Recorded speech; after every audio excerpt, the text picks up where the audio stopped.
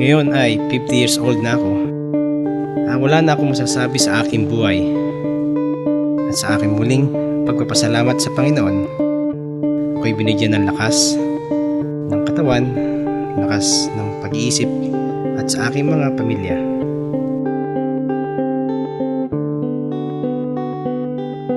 Maraming salamat sa kanila, lalong-lalo na sa aking asawa, sa aking nanay, sa aking mga anak, at lalong-lalo na sa aking kapatid na si Lulu.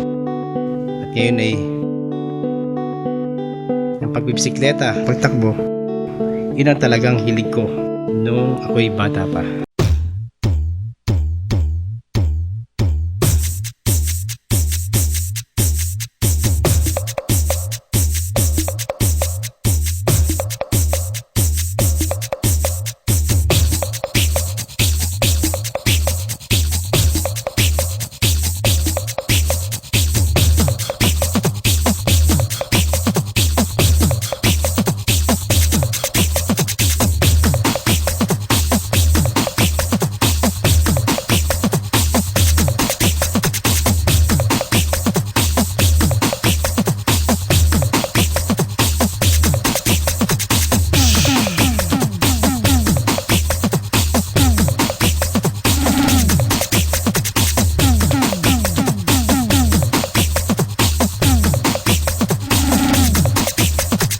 Parating ko kasama dyan yung aking kaibigan na si Paring Owa.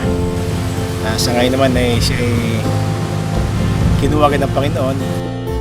Sa aking mga kaibigan sa Tinlokban, lalo na sina Michael, sina Leo, sina Jerry Box, si Paring Ading, si Paring Bernie, si Loloy. Yan ang mga kasama ko noong 1991.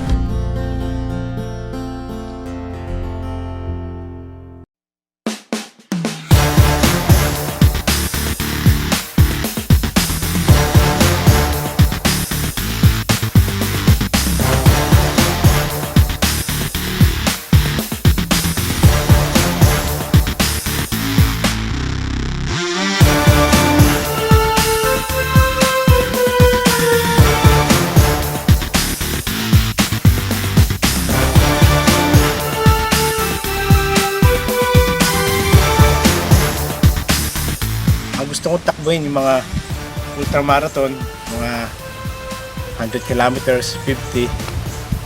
Yan ang aking category sa long distance running. Habang tumatagal, lalo akong lumalakas.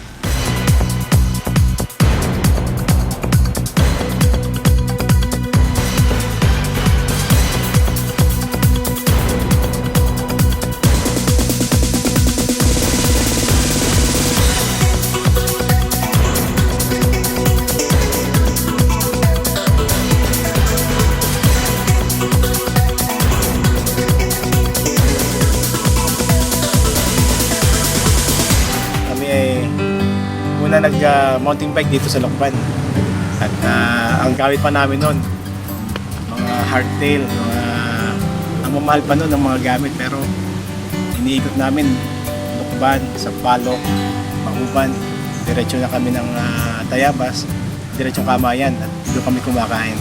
Kamayan pa noon, hindi pa malaki noon, iisa pa kubo.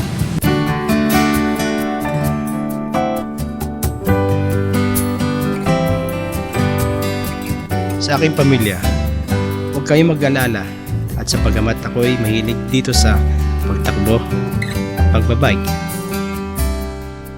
ay hindi ko pinababayaan. Number 1 ang priority ko, ang Panginoon, at ikalawa ang pamilya, lalong-lalo na sa aking mga anak, sa aking abo, si Bettina, lalong-lalo na sa aking asawa, sa aking nanay, at ang aking kapatid na si Lulu.